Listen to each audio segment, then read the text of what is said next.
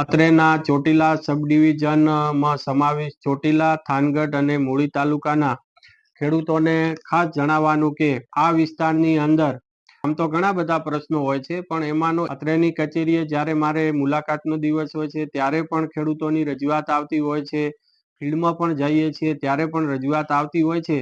અને એ પ્રશ્ન છે ખેતરે એટલે કે વાડીએ જવાનો જે રસ્તો છે અમુક ઇસમો દ્વારા બંધ કરી દેવામાં આવ્યો હોય, જેના લીધે ખેડૂતને જે વાવણી કરવાના સમયે અથવા તો વાવેતર થયા પછી જે ખેતરની અંદર જે પાક ઊભો છે એ પાક લેવાની અંદર ખૂબ જ મોટી સમસ્યા ઊભી થાય છે. હવે આ ડિવિઝનની અંદર સમાવિત જે ખેડૂતો છે એ અવારનવાર મને મળતા હોય છે, ત્યારે અનુભવે એવું જણાય છે કે ખેડૂતો અભણ હોય છે અને એમને કાયદાનું જ્ઞાન નથી, અને એના લીધે છે આ પ્રશ્નની ક્યાં રજૂઆત કરવી, કેવી રીતે ઉકેલ લાવવો અને એમનો રસ્તો ખુલ્લો કરાવવો.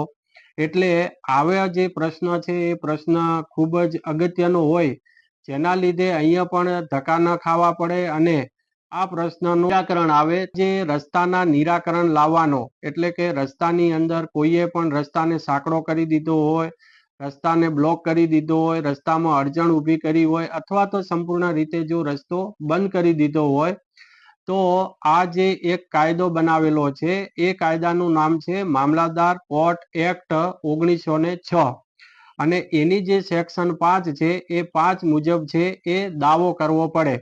ઘણીવાર ખેડૂતો અહીંયા સાદી અરજીની અંદર અરજી આપતા હોય છે, પરંતુ ખેડૂતોને ખાસ જણાવવાનું કે આ મામલતદારની એક કોર્ટ છે અને કોર્ટની અંદર જેમ આપણે સિવિલ કોર્ટની અંદર દાવો કરીએ છીએ એવી રીતે આ મામલતદાર કોર્ટની અંદર તમારે કલમ 5 હેઠળ દાવા અરજી કરવાની છે.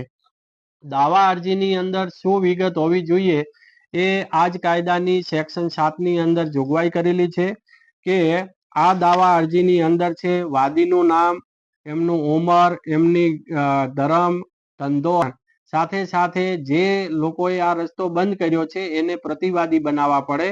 એટલે પ્રતિવાદીનું નામ, એમની ઉંમર, ધર્મ, જ્ઞાતિ અને રહેઠાણ. ત્યારબાદ એની અંદર જેનો કબજો ઉપયોગ કરવા માટે માગેલો હોય તે મિલકતનો જે પ્રકાર છે, એનું સ્થળ છે, અને જે તારીખે દાવાનું કારણ ઉત્પન્ન થયું હોય તે તારીખ, અને જે હકીકતો ઉપરથી આ દાવાનું કારણ ઉત્પન્ન થયું હોય તે હકીકતો છે એ આ દાવાની અંદર આવી જવી જોઈએ. સાથે સાથે જો વાદીના દસ્તાવેજો હોય તો તેમની, અને જો તેમના કોઈ સાક્ષી હોય તો એ સાક્ષીઓ પણ આ દાવા અરજીની અંદર દર્શાવવા પડે. એટલે સેક્શન 7 મુજબ જે વિગતો છે એ વિગતો સાથેની દાવા અરજી કરવી પડે. મેન અગત્યનો મુદ્દો એ છે કે દાવો ઉત્પન્ન જે થાય છે એટલે કે જે દિવસેથી રસ્તો બંધ થયો છે એ રસ્તો બંધ થયાના 6 મહિનાની અંદર આ દાવો દાખલ કરી દેવો પડે. એટલે કે મામલતદાર કોર્ટની અંદર સેક્શન 5 હેઠળનો દાવો છે એ જે દિવસે રસ્તો બંધ થાય છે એ જ દિવસે આ અરજી છે એ અરજી તમે કરવા હકદાર બની જાઓ છો, અને આ દાવો છે એ 6 મહિનાની અંદર કરવો પડે. જો દાવાનું કારણ ઉત્પન્ન થયા પછી 6 મહિનાની અંદર જો અરજી કરવામાં ન આવે તો આ દાવો છે, દાવો મામલતદાર કોર્ટ છે એ પોતે દાવો કાઢી નાખે છે. એટલા માટે જે સેક્શન 5(3) ની અંદર છે કે દાવો છે એ દાવો 6 મહિનાની અંદર કરી દેવો જોઈએ. ત્યારબાદ વિધિસરની જે પ્રક્રિયા છે, ઇન્સાફી કાર્યવાહી ચાલુ થશે. પક્ષકારોને નોટિસ આપવામાં આવશે, નોટિસ આપ્યા પછી સાંભળવામાં આવશે, અને સર્કલ ઓફિસર અને રેવન્યુ તલાટીને સ્થળ પર મોકલી અને પંચરોજ કામ અને જરૂરી જે પણ કોઈ રેકર્ડ આધારિત, સ્થળ આધારિત જે પણ કોઈ દસ્તાવેજી પુરાવા છે એ પણ રજૂ કરાવવામાં આવશે. સાક્ષીઓને સાંભળવામાં આવશે. સાક્ષીઓની જે જુબાની છે એ જુબાની પણ મામલતદાર દ્વારા લેવામાં આવશે. અને ત્યારબાદ 2 થી 3 મુદતો કે જે પણ કોઈ જેટલી મામલતદાર કોર્ટને લાગુ પડે કે એમને કે મુદતો આપવી છે એટલી મુદતો પાડ્યા પછી મામલતદાર કોર્ટના હુકમથી જો છે એ નિકાલ કરવામાં આવતો હોય છે. અને ત્યારબાદ કાં તો મનાઈ હુકમ આપવામાં આવે છે અથવા તો રસ્તો ખુલ્લો કરવા માટેની હુકમ કરવામાં આવે છે, અને આ હુકમનો છે પછી પાલન કરાવવામાં આવે છે. હવે ખાસ વાત એ પણ છે કે જે દાવો ચાલ્યો છે અને મામલતદાર કોર્ટે જે હુકમ કર્યો છે એની સામે આ કાયદામાં અપીલની કોઈ જોગવાઈ નથી.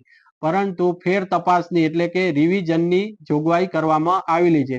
જો આ મામલતદાર કોર્ટના હુકમથી જો નારાજ હોય ખેડૂત તો અત્રેની એટલે કે નાયબ કલેક્ટર કોર્ટની અંદર આવી અને એ રિવિઝન અરજી દાખલ કરી શકે છે. અને મામલતદાર કોર્ટના હુકમ યોગ્ય છે કે મર્યાદાની અંદર રહીને નિર્ણય કર્યો છે કે કેમ એ તપાસ રજૂ થયેલા ડોક્યુમેન્ટ છે એ તપાસી અને ત્યારબાદ અહીંયાથી રિવિઝન અરજીનો નિકાલ કરવામાં આવે છે. એટલે સેક્શન 23(2) હેઠળ રિવિઝનની સત્તાઓ છે એ નાયબ કલેક્ટરને પહોંચે છે. એટલા માટે જો પણ કોઈ મામલતદાર કોર્ટનો જે હુકમ હોય હુકમની સામે નાયબ કલેક્ટરની અંદર થાય છે. એટલે ખાસ મારે જણાવવાનું કે હવે તમારા જે પણ કોઈ મામલતદાર કચેરી લાગે છે, મામલતદાર કોર્ટ જે આવેલી છે ત્યાં જઈ અને આવો રસ્તો બંધ કરવામાં આવે અથવા તો પાણીનું વહેણ હોય કે જે કુદરતી રીતે પાણીનો પ્રવાહ જે બાજુ જતો હોય એ પાણીને પણ બ્લોક કરવામાં આવે, વહેણને બ્લોક કરવામાં આવે, એની અંદર જો અડચણ ઊભી કરવામાં આવે તો પણ આ કલમ હેઠળ જ દાવો થઈ શકે છે અને એનો અડચણ છે દૂર કરવામાં આવે છે, જેથી કરીને તમારો જે પાક છે, તમારી જે ખેતી છે એ સુવ્યવસ્થિત થઈ શકે તમામ ખેડૂતો માટે. જેથી કરીને અહીંયા ધક્કા કે ન ખાવા પડે. આ વિડીયો છે સમગ્ર ગુજરાતના ખેડૂતોને પણ આ જ પ્રશ્ન હોય તો સમગ્ર રાજ્યની અંદર આ કાયદો અમલી છે અને એનો લાભ લેવા વિનંતી.